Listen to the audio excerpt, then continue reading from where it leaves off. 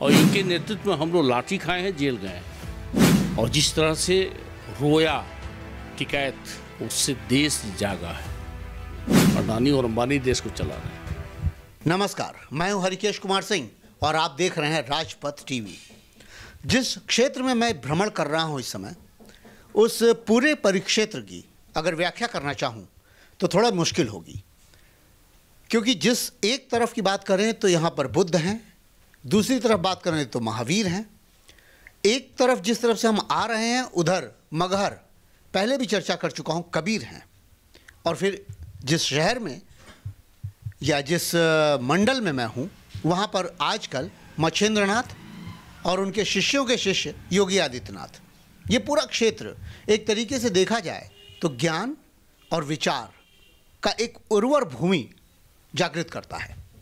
हमारे साथ मौजूद हैं वीरेंद्र श्रीवास्तव जी, जो इसी देवरिया में रहे हैं, पले बढ़े हैं, और उनके पिता यहाँ के स्वतंत्रता सेनानी भी रहे हैं। समाजवाद जिनके बेसिक नेचर में है, जानने की कोशिश करते हैं कि समाजवाद, इसके बाद सोशलिस्ट पार्टी, इन सब का क्या स्वरूप रहा है पीछे बीते समय में, और आज के समय में जो परिस्थितियां हैं उनको देखते हुए वो सारी विचारधारा किस तरह से प्रभावित हो रही है या आगे कैसे बढ़ रही है। सर, सबसे पहले तो सोशलिस्ट पार्टी और समाजवाद, इन दोनों के बीच का संबंध और इनके बीच का सेतु क्या रहा है, थोड़ा सा इस पे अपना। समाजवाद और सोशलिस्ट विचारधारा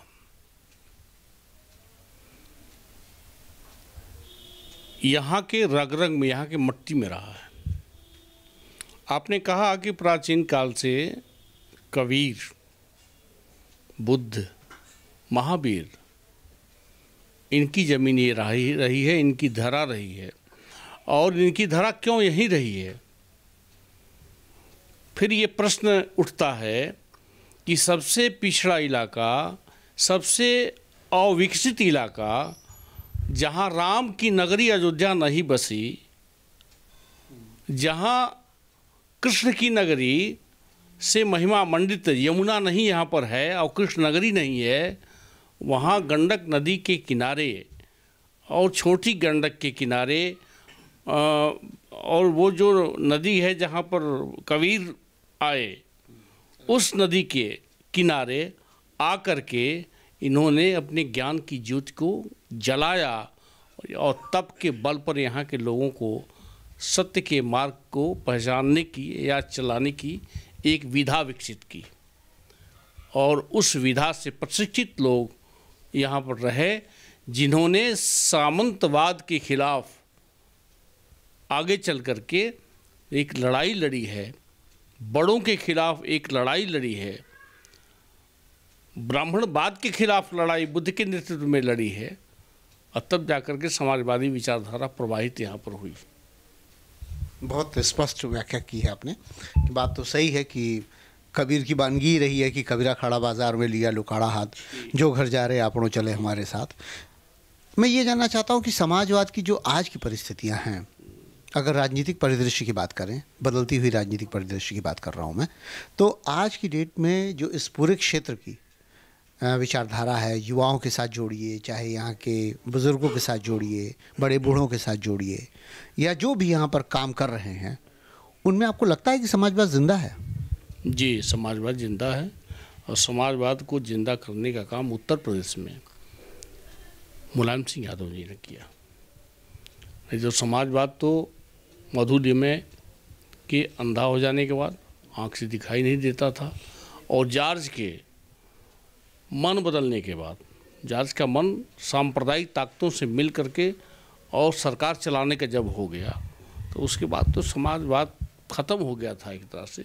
लेकिन उसकी लौ को मुलायम सिंह यादव ने पुनर्जीवित किया, चलाया, और फिर वो ताकत जो सोई हुई थी समाजवादी विचारधारा के बच्चों की या उनके लोगों की, वो सारे के सारे एक मंच पर आए उनके नेतृत्व में, और समाजवाद की सरकार यहाँ पर पहली बार यहाँ पर बनी। एक तरफ से मोदी आते हैं और एक तरफ से योगी आते हैं, और ये कहते हुए निकल जाते हैं कि ये जो समाजवादी विचारधारा है चर्चा इसलिए मैं कह रहा हूँ कि चूँकि आप पॉलिटिकली हैं नहीं, आपको कोई चुनाव लड़ना नहीं है, थोड़ा सा बेहतर तरीके से उसको प्रेजेंट कर पाएंगे हम, कि वो सीधे कहते हुए निकल जाते हैं कि समाजवाद नहीं है, ये संपत्तिवाद की लड़ाई लड़ते हैं मुलायम सिंह यादव और तमाम लोग।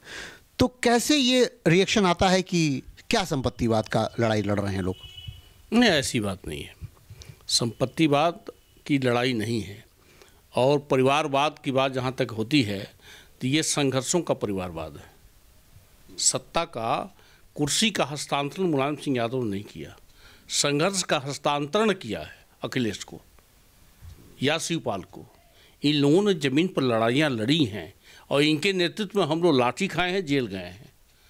तो परिवारवाद ये नहीं है और न संपत्तिवाद है। मुझे याद है आगरा के सम्मेलन में नेताजी के पास वो गाड़ी नहीं थी जिसे किसी के हमले से बचाया जा सके, क्या कहते हैं उसको, बुलेट प्रूफ गाड़ी नहीं थी।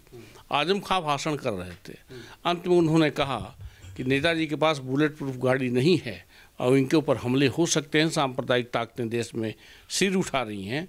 हम चाहते हैं कि कार्यकर्ता इसमें बढ़ चढ़ कर हिस्सा दें और दान दें, चंदा दें। तो वहाँ पर चंदे के रूप में 20 लाख रुपया तत्काल इकट्ठा हो गया, तत्काल मंच पर इकट्ठा हो गया और गाड़ी की कीमत नहीं ही मिली बल्कि 2 गाड़ियों की कीमत वहाँ पर मिल गई, जिसे गाड़ी उनकी बुलेट प्रूफ खरीदी गई, कार। हाँ, तो ये कार्यकर्ताओं के चंदे की बात है। मैं 20,000 दे करके कार्यकर्ता बना हूँ। 10,000 रुपया मैंने आजीवन सदस्यता समाजवादी बुलेटिन के लिए दिया था, 10,000 रुपया मैंने टिकट पाने के लिए आवेदन दिया था, 20-20 हज़ार रुपया एक एक कार्यकर्ता दिया है। उनके पास ये संपत्ति ये है, उनके पास जो पैसा आज है कार्यकर्ताओं का पैसा है। यही तो मोदी कहते हैं, उसका पैसा नहीं है। अच्छा, ठीक है। मैं स्पष्ट ये कह रहा हूँ कि जैसे आप देवरिया में रह रहे हैं, देवरिया क्षेत्र को जान रहे हैं, तो प्राचीन से जोड़ते हुए आधुनिक समय में देवरिया को कैसे व्याख्यायित करेंगे? इधर 14 के बाद, 14 में मोदी आए हैं और थोड़ा सा नेताजी के परिवार में झगड़ा भी शुरू हुआ, तो थोड़ा समाजवादी विचारधारा में शिथिलता थोड़ी सी आई है, संघर्षों में कमी आई है, प्रशिक्षण में कमी आई है। और फिर इधर हमने देखा है जो ही चुनाव की घोषणा हुई तो हमारा संगठन कैसा है पूरे प्रदेश में और कितने दीवाने लड़के हैं समाजवाद के लिए। आपको इटावा की सभा में या कन्नौज की सभा में ये लहर, या वहाँ एक सभा हुई, रैली हुई अभी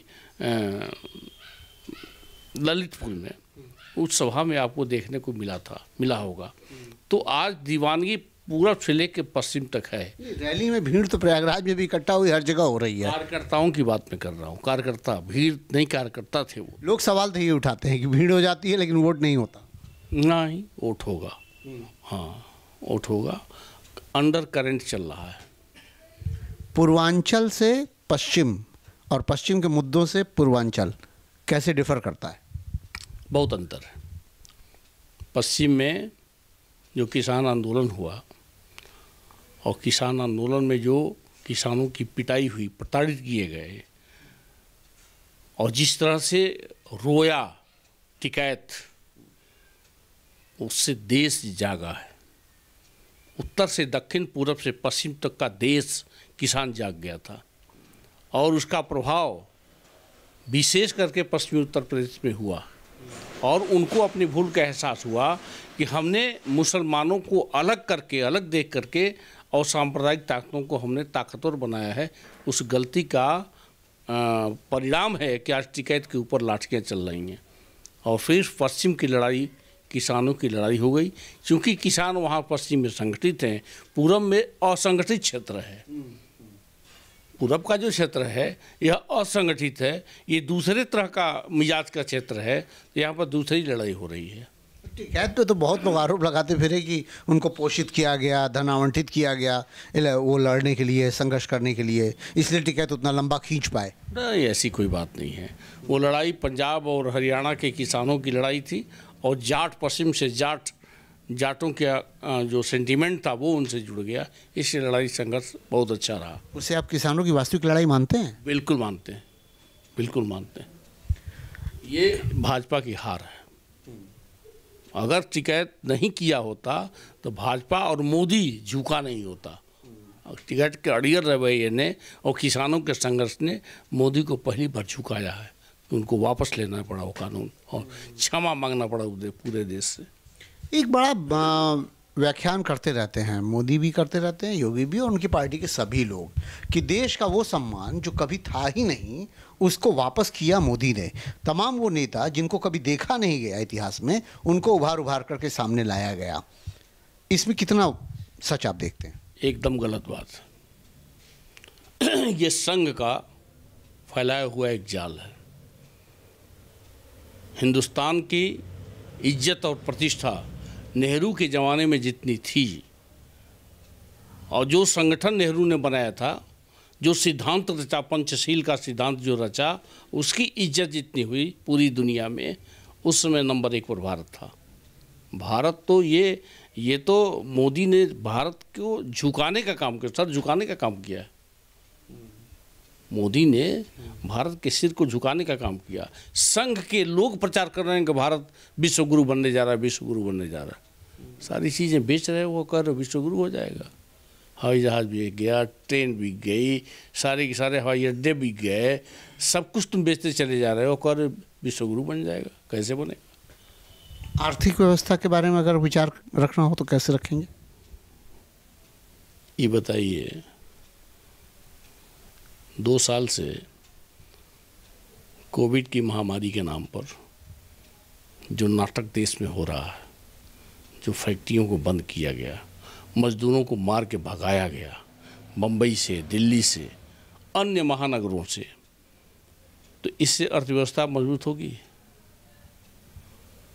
योजना आयोग को ख़त्म कर दिया गया, अर्थव्यवस्था मजबूत होगी। आपने सीधे सीधे जो विधायक निधि और जो सांसद निधि का पैसा मिलता था सांसदों और क्षेत्र के विकास के लिए, वो सारा का सारा पैसा रोक करके आपने कहाँ लगाया, कहाँ फेंका है पैसा?